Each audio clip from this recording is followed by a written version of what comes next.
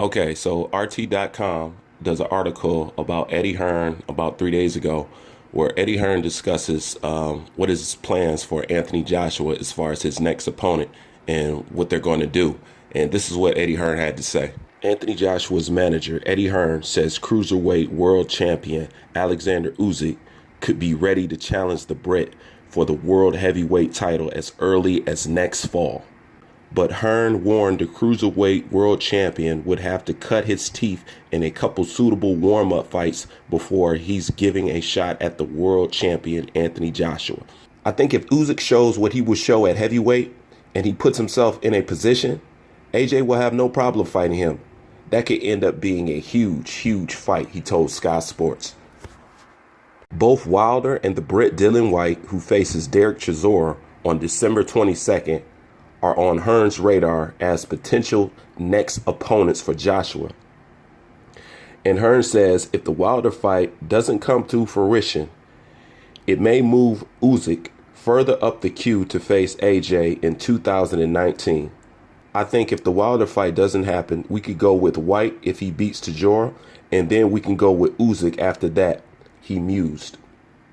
But a lot depends on what Usyk wants to do and whether he feels like he's ready. So what is that saying right there? Because actually that's saying a lot. That's just like with the Joseph Parker fight. They're saying once again, if you don't step up, somebody else is going to take your place, simple and plain. Anthony Joshua and his team does not stand on the sideline and just figure it out as they go. You know, they have this boy's career mapped out and planned out. You know, so them trying to get a date or trying to get understanding, are you available to fight on April or are you going to be up to it? What's up? Can we negotiate before you get into the Fury fight? Can we negotiate after you get into the Fury fight? As far as AJ's ends, AJ has made every attempt in my eyes, and I believe in most of other people's eyes in the world, to make this fight with Deontay Wilder. And Deontay Wilder and his team, and to a lesser extent, I'm going to blame Deontay Wilder because I know at the end of the day, he's not really the person that has a say-so on how his career goes. Just like Tim Smith revealed earlier on the Boxing Voice, that Al Heyman is the reason why a lot of these fights be slow roasting, and it's the reason why the Manny Pacquiao Mayweather fight took so long. And it's the same thing with Deontay Wilder because they're trying to cash out on Deontay Wilder, but I'm going to digress on that part. But it's basically saying, look, we have this up-and-coming guy, a cruiserweight, who seems to be gaining momentum and seems to be gaining more attention as he goes. And if he comes up to heavyweight, that star power is going to travel and it's going to carry him right up into heavyweight. And basically, he's going to have somewhat of a fan base, somewhat of a cult following. Basically, he's going to have a group of people that's going to be able to bring him at the negotiation table and say, look, this is my worth and this is what I bring. And at that point in time, when something like that happens, somebody like Alexander Usyk in the heavyweight division is going to have more clout and more pull than Deontay Wilder. And it's obvious if Eddie Hearn is just telling him, look, he's only need about two fights at heavyweight before we can go ahead and push the fight through. And this is the crazy thing. In those two fights, I guarantee you, whatever two fights he picked is either going to be better or on the level, and I say better, than any opposition that Deontay Wilder has faced. Because, he hasn't fought no legitimate champions in 10 damn years.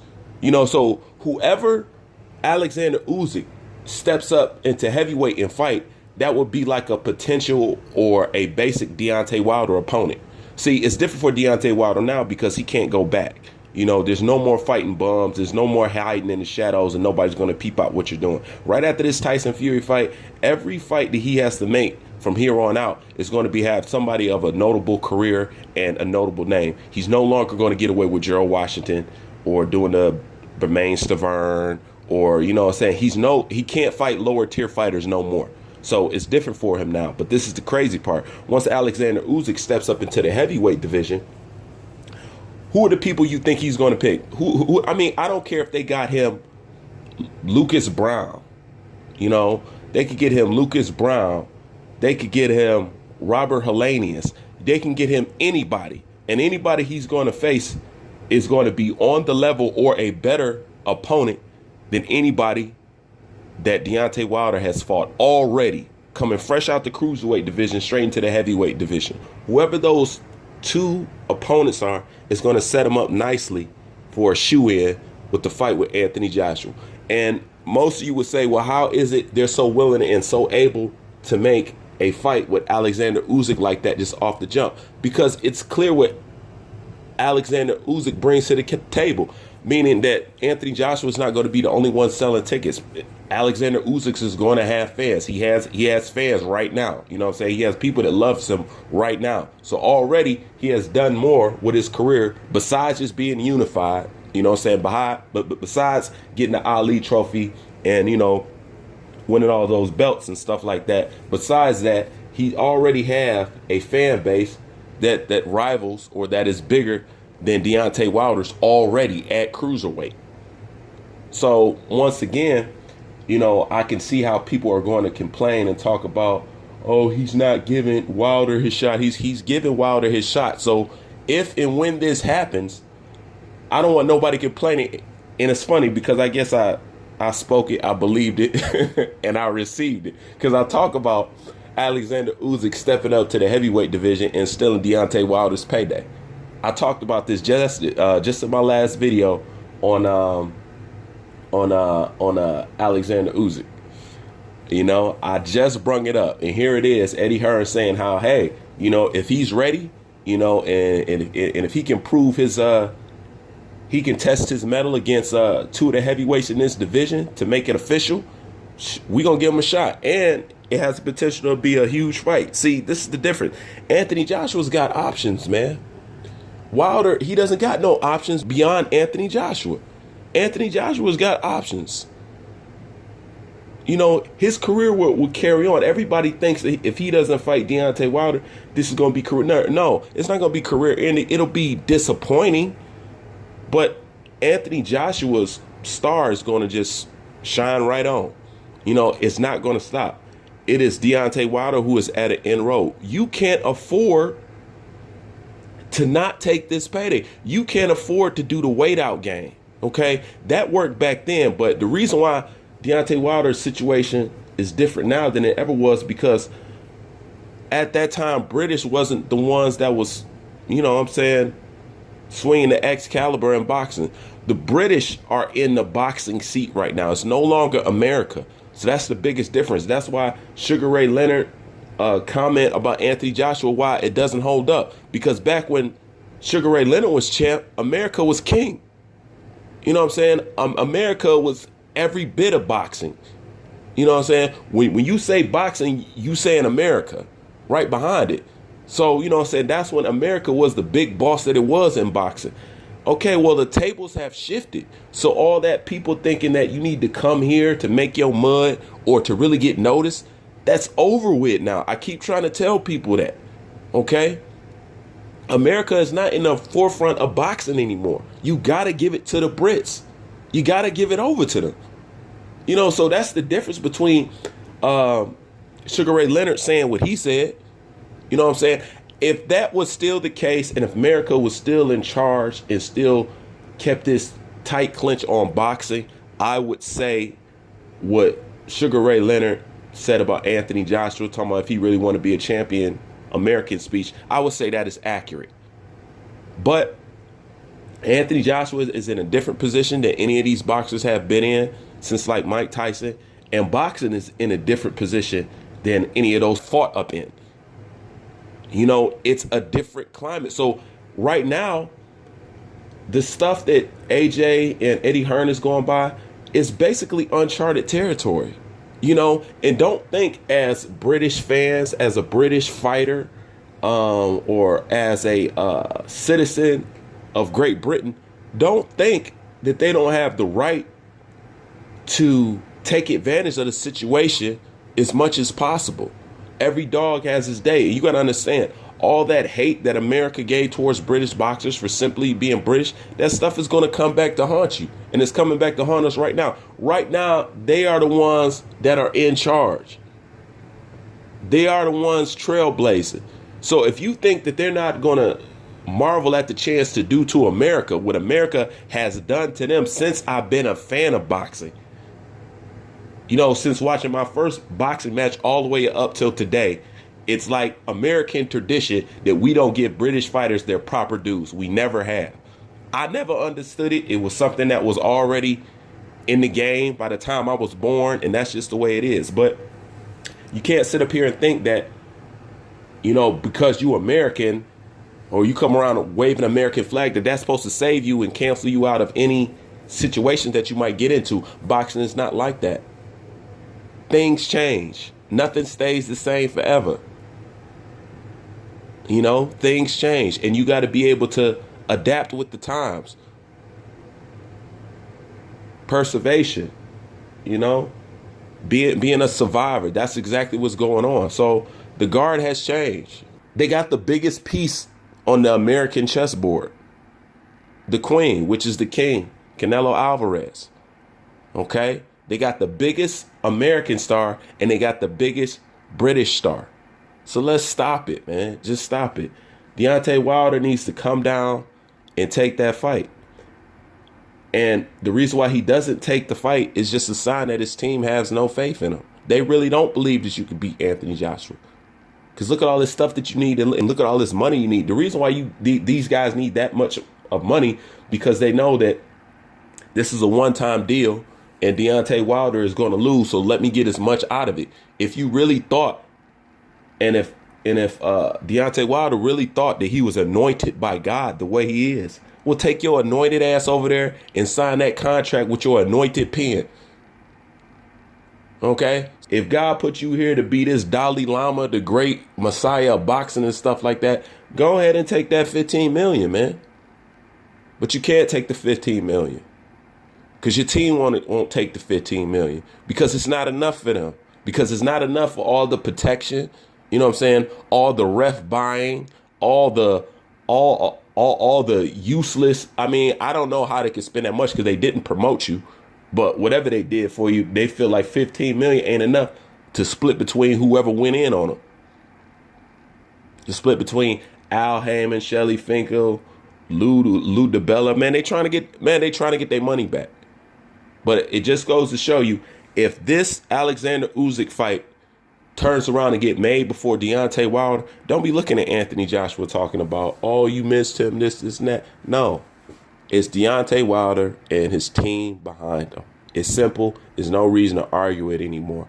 Their whole plan is, let me tell you the Al Heyman plan. The Al Heyman plan for Deontay Wilder is this. Okay, we are not going to fight them until they give us the numbers that we want. But in the meantime, this is what I want you to do. I want you to keep proclaiming to the world how he doesn't want to take the fight, and how he's ducking you, and how he's afraid, and how we've been trying, but nothing is happening. So through the media, their job was to do a smear campaign. We're going to damage his reputation to the point it starts affecting his money. Okay, so keep calling him a coward, keep calling him a coward out to his countrymen, and keep talking about everybody else, not knowing we're not going to sign the contract till that deal is nice and sweet. And then we're going to take a bite of that apple. But in the meantime, what I need you to do is, anytime you get in front of these cameras, anytime you get on the Boxing Voice, anytime you get on that, express how you feel. Call him a coward and say he ducking. And through the media and through the reputation and through people basically shaming him and talking about him, it's going to force him to come to the table and give in to our demands, because we have created such noise that the reputation that we has built is affecting him financially. And in order for them to keep financially pushing forward and making things lucrative, they're now going to have to give in to our demands, because if not, his career will ever have a black eye on it because he didn't fight you. So that's what I want you to go do, Wilder. Go ahead and do that. And that's the Team Wilder Al Heyman plan. In a nutshell, I just told you what it was. Is to use the media and to use the fans to try to pressure Anthony Joshua to give in to financial demands of Team Wilder, because out of fear of ruining his reputation through these outlets. That's what it is. Nothing more, nothing less. There's nothing else to figure out. But it just goes to show you how somebody coming from the cruiserweight division can come to the table with Anthony Joshua, and the only thing he has to do is establish himself in the heavyweight division, and then he gets his shot with Anthony Joshua. You want to know why he gets that shot with Anthony Joshua? Because he has built something prior to Anthony Joshua. Deontay Wilder's trying to build something off of Anthony Joshua. Alexander Usyk in 15-0. 15 straight fights, no losses, is a undisputed, unified cruiserweight champion. That's what you call bringing something to the table. Okay? And he also brings his growing fan base that he currently has. You know, it's a lot of people that's a fan of Alexander Usyk right now. So he's bringing something. You know what I'm saying? He's bringing the fact that he's an undefeated, unified cruiserweight champions with the Muhammad Ali trophy. Those are his bargaining chips. You know, no, he doesn't have the names, okay? But he has the badges, the stripes. That's bringing something to the table. Now, when you get Deontay Wilder to step to the table, what does he bring to you? Sophia and Luis Ortiz. And no fan base, no clout, no pay-per-view gate high numbers, just nothing. So basically, everything he's going to get paid off of is because Anthony Joshua is who he is. And this is the crazy part. Let's imagine Deontay Wilder's career with no Anthony Joshua in it. Like I said, then 15 million would sound like 100 million to him. But just picture if there was no Anthony Joshua in the heavyweight division. Let's imagine what it'll feel like and what it will look like, and where would Deontay Wilder's career be now? The same place it's been all these years, non-existent. Nobody cared about the heavyweight division. Let's be honest. These guys stand to make more money right now because of Anthony Joshua's existence. And he brings eyes to the division, which not only did everybody have their eyes shut, they had shades on with a blindfold. Nobody's even been thinking about the heavyweight division at all. So because of this man, everybody's going to get paid more. And like I said, Wilder needs Anthony Joshua. Anthony Joshua doesn't need Wilder. His career will keep pushing on. He's still young in his career. I think a lot of people forget that. This, you know, Deontay Wilder is an old cowboy in this game. He old, man. 40-something and old something. You know, this is around retirement time. Anthony Joshua just getting warmed up. He just getting warmed up. He got a long way to go. And trying to play this this waiting Al Heyman game is not going to work into your favor, Wilder. It's not going to work into your favor at all. Because who are you going to fight in the process? And everybody you have a potential to fighting from here on out has the highest potential to knock you out. Every fight that Wilder takes from here on is a high risk, and his team knows it. You know, so you can't wait him out for several reasons. Somebody going to knock you out, and let's face it, your right hand going to go again. Let's face that right hand is going to go. You can see Wilder babying that right hand in every training session, in every heavy bag session, in every pad session, he babies that right hand. He babies it. He's scared to even throw it at its full velocity. So, and there it is, out of the mouth of the money man. You know, Deontay Wilder, if you don't step up, if you're not available after this White / Derek Chisora fight, if you're not available, they're looking at Alexander Usyk next. You know, it's plain and simple. So tell me, guys, what you think. Leave your thoughts, leave your hate, and whatever you feel in the comment section. Bruce Vane, I'm out.